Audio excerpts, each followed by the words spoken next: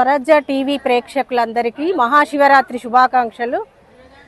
మేము ఈరోజు మెట్టు శ్రీ రామలింగేశ్వర స్వామి ట్రస్ట్ ద్వారా సేవకు రావడం జరిగింది. ఇది వారిచ్చినటువంటి అద్భుతమైన అవకాశంగా మేము భావిస్తున్నాము. మేము ఒక ప్రభుత్వ ఉపాధ్యాయురాలుగా మర్కజీ పాఠశాలలో పనిచేస్తున్నాను. పని దినాలలో పాఠశాలలో పనిచేస్తూ మాకు ఇట్లాంటి అవకాశాలు రావాలని నేను భగవంతుణ్ణి కోరుకోవడం జరిగింది. అదేవిధంగా నాకు ఈ ట్రస్ట్ ద్వారా మెట్టు రామలింగేశ్వర స్వామి ట్రస్ట్ ద్వారా మాకు అవకాశం రాగానే మేము ఇది అద్భుతమైన అవకాశం అని స్వీకరించి మాకు సెలవు రోజులలో వారు ఏ అవకాశం ఇచ్చినా వచ్చి మేము ఇక్కడ సేవలో పాల్గొని ఈ మెట్టు రామలింగేశ్వర స్వామి గుడిలో మేము గత సంవత్సరం కూడా సేవ చేశాము.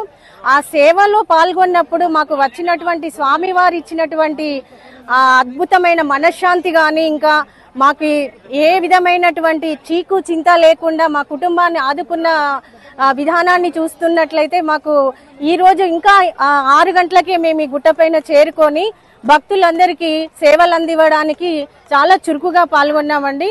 మా టీం తరపున హన్మకొండ నుండి ఒక 12 మంది పాల్గొని ఇక్కడ ఓం నమ శివాయ రాపిస్తున్నాము. వారందరికీ పేపర్లు పెన్నులు అందజేస్తున్నాము.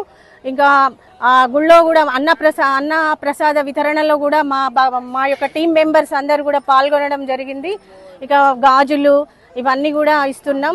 ఇక్కడ ఒక ముఖ్యమైన విషయం ఏంటంటే ప్రజలు గమనించాల్సింది ఏంటంటే ఈ మెట్టు రామలింగేశ్వర స్వామి ఈ ఆలయంలో ప్రతి ఆదివారము ప్రతి నెల 2వ ఆదివారం రోజున మహాన్యాస పూర్వక రుద్రాంగా భక్తులకు చేపించడం జరుగుతున్నది.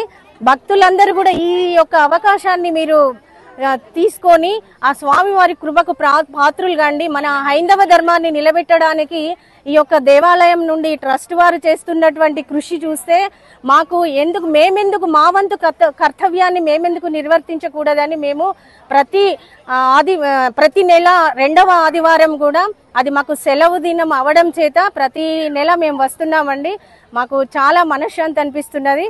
ఇట్లాంటి ఈ మహాశివరాత్రి పర్వదినాన ఏ ఆలయంలో కూడా ఇంతమంది భక్తులతో కిటకిటలాడంగా నేను ఏ ఆలయాన్ని కూడా చూడలేదు. ఇది మాకు భగవంతుడిచ్చిన అదృష్టము, ట్రస్ట్ వారిచ్చిన అదృష్టంగా భావిస్తున్నాను. మించింది అసలు ఏది లేదండి.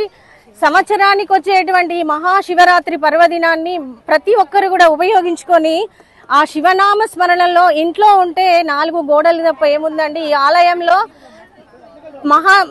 ఓం నమ శివాయ అనే మంత్రంతో మేము ఉదయం నుండి రాత్రి తెల్లవారు వరకు కూడా ఇక్కడనే ఈ గుట్ట మీదనే గడపాలని అనుకుంటున్నామండి. ఈ శివుణ్ణి మించింది ప్రపంచంలో ఇంకేదీ లేదని నా ఆలోచన. అందుకని ఈ పర్వదినాన ఇది మాకు భగవంతుడిచ్చిన అదృష్టం అండి.